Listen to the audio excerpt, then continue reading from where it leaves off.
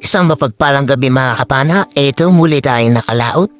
At ito yung bumuhad na isda sa atin. Paglusong natin, ayon sa pool, talakitok mga kapana. O galis-galis at talakitok kung tawagin dito sa amin. Good size na ito mga kapana, mga kalahating kilo mahigit. Salamat, magandang klaseng buwan ang mano natin. At dito mga kapana, mayroon tayong nakita, kawan ng isda. Sa pulo kang isda ka. Ewan ko lang kung anong tawag sa isdang ito mga kapana. Hindi ko alam kung ano yung itatawag. At ito mga kapana, sumunod na reload natin, ito papanayin na sana natin. Kaso nung pagpana natin, ayun, nakailag pa. Kaya hindi natin siya nakuha. Pero nakakuha naman tayo ng malaki-laki mga kapana, ayos na. At dito mga kapana, meron tayo nakita mangrove snapper sa ilalim ng malaking bato. At meron na rin tayo na paana mga kapana ay sa mangrove snapper, kaso hindi natin siya nakuha na nag-video. Sa pool ka mangrove snapper ka. Ayan mga kapana, malaki-laki na rin yan mga mangrove snapper na yan. Higit 1 kilo na yung isa. At pagtingin natin sa kaliwa natin mga kapana, ayun, kawan ng golden trevally, kaso kumaripas sila mga kapana. Pagkatanggal natin ng mangrove snapper mga kapana, ito, sumalubo yung golden trevally or talakitok aduyaw kung tawagin sa amin. Malaki na rin ito, higit 1 kilowin. Salamat, first class na naman na pambenta. Dito mga kapana, pag-abanti natin ng konti, mayroon tayo nakita malaking batfish o rubayang. Sibuan naman kung tawagin dito sa amin. At ito yung nangyari mga kapana, paglapit natin sa kanya, papanayin na sana natin, kaso biglang kumaripas, sayang. At dito, nakakita ng golden trevally yung kasama ko, kaso ito yung nangyari mga kapana. Salungat sa agos, kaya ito, hirap kaming mahabol siya kahit padahan-dahan lang yung nauya. Ayan mga kapana, hirap mahabol kapag salubong talaga yung agos, tapos malakas pa. At dito naman mga kapana, nakakita na naman tayo ng golden trevally, kaso ayun, pagpana natin, hindi na naman natin siya nakuha, sayang na naman. Hanap na lang tayo na iba. At ito, nakakita tayo ng golden trevally ulit mga kapana, kaso medyo may pagkamalit pa. Nasa 250 grams pa lang ito mga kapana, pero ayos na, pambenta na rin ito. Panibagong paghahanap ulit ng isda. Dito, isang lipti yung nagpakita. Sa pool kang lipti ka. Bibiran naman kung tawagin ito sa amin mga kapana, at napakasarap nito sa sinigang or tinola.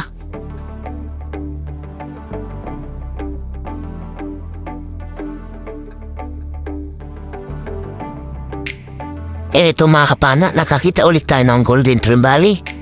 Sa pool kang golden trevally ka, at mayroon pa siyang kasama mga kapana, kaya sininyas ko sa kasama ko. Kaso, salubong na naman sa agos sa kanya mga kapana, kaya hindi niya nahamol at ayun, hindi namin nakuha. Sayang na naman yun mga kapana.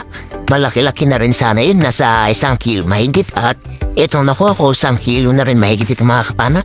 Salamat Lord, nakakuha pa rin tayo na isa. Hanap na naman tayo. Baka meron kang mga talakitok na kasama yun. At dito nakakita tayo nga mga kapana, sa pool kang talakitok ka. Galis-galis talakitok ito mga kapana. At pagtingin natin sa harapan, meron pa tayo nakita mga kapana, kaso hindi kita sa kamera kasi malabo yung spot mga kapana. At eto, hinahabol natin ang langoy mga kapana, kaso mailap talaga, kaya hinayaan na lang natin. Eto, binigla tayo mga kapana. Isang golden trevally yung nakuha natin. At eto, malaki-laki na naman ito mga kapana, 1 kilowin na naman, kaya goods na napambenta.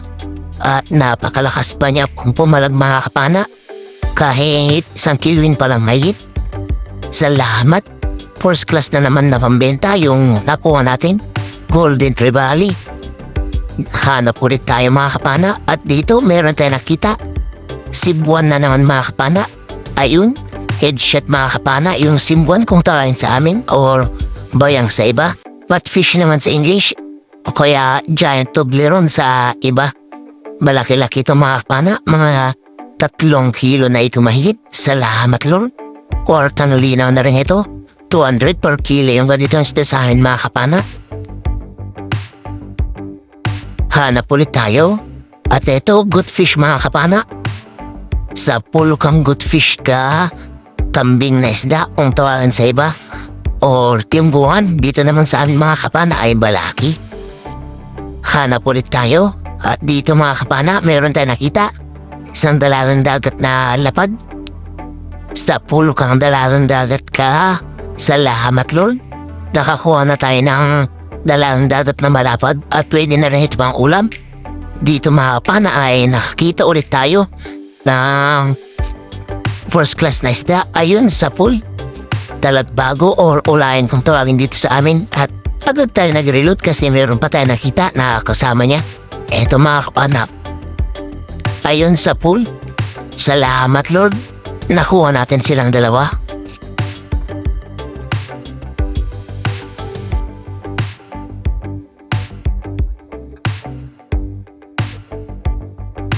Dito mga kapana, meron sumalubong sa atin na giant trevally. Sa pool kang giant trevally ka. Salamat Lord.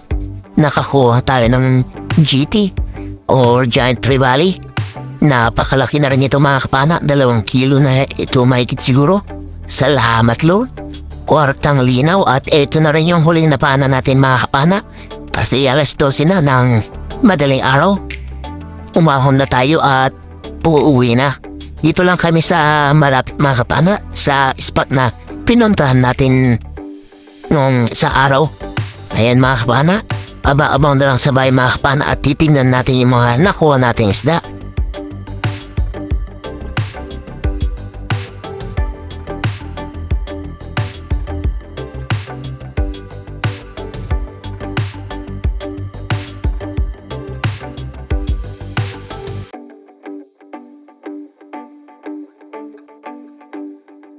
A few moments later. Isang mapagpalang umaga mga kapana, andito na tayo sa bahay at oras natin ay 12:30 na ng madaling araw. Ito yung mga nakuha natin mga kapana. Nakachamba tayo ng giant trevally at medyo malalaking mga golden trevally. Kung nakuha lang sana natin lahat yung mga hindi natin nakuha, jackpot sana tayo. Pero ayos na rin yan mga kapana.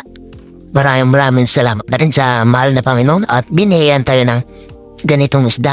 Pero na rin tayo pambenta at pang-ulam.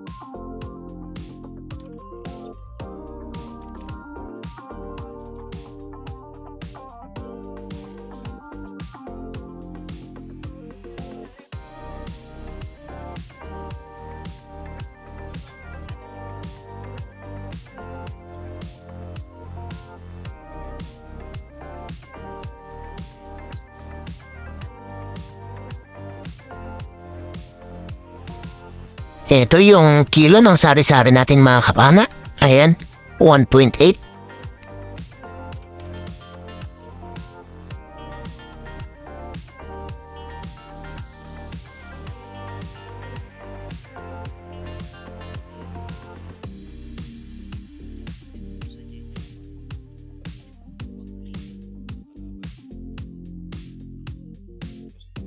Ito mga kapana, unang salang sa first class natin o yung mga talakitok natin. 5.1.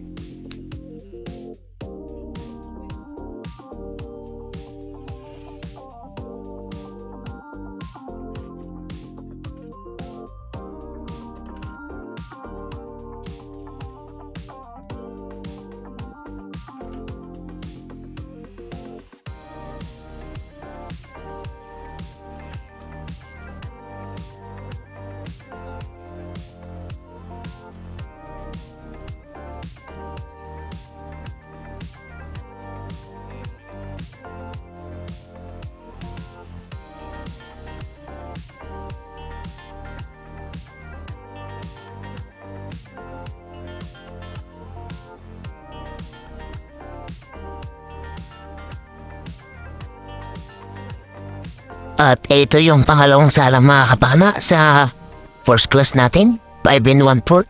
Ayos na mga kapana. Salamat Lord. Ito naman yung nakuha ng kasama ko mga kapana. Isang mapagpalang tanghali mga kapana. Bale ito na yung mga nakuha natin kagabi. Yung bayang natin mga kapana 3.7. Yung sari-sari natin 1.8. Yung first class natin 10.35 kaya 15.85 lahat yung nakuha natin na pinabenta plus 1.7 naman yung pang-ulam natin mga kapana, kaya 17.55 lahat yung nakuha natin. At ito naman yung bayad ng isda natin mga kapana, 3,687 plus 2,893, kaya meron tayo kabuuan na 6,580 bayad ng isda namin na dalawa, minus 750 na gastos tsaka maintenance mga kapana, kaya mayroong natira 5,830 divided by 4, kaya meron tayo partiyan na 1,457. Salamat sa mahal na Panginoon, meron tayo pa rin tayong panggastos pang araw-araw na gastusin mga kapana. At ayan, sa susunod na video na naman ulit tayo makakapag-shoutout mga kapana. Wala pa rin po kasi kaming wifi, pero naayos naman na yung kuryente, kaya meron na kaming power ng kuryente ngayon dito mga kapana. Kaso yung wifi talaga matagal pa daw bago maayos, kasi yung min ng linya ng Converge ay ayun, maraming na putol-putol, kaya ayan, matagal-tagal pa tayong magkaka-wifi, kaya ayan, tiis-tiis muna sa data na pag-upload mga kapana, kaso matagal nga lang talaga.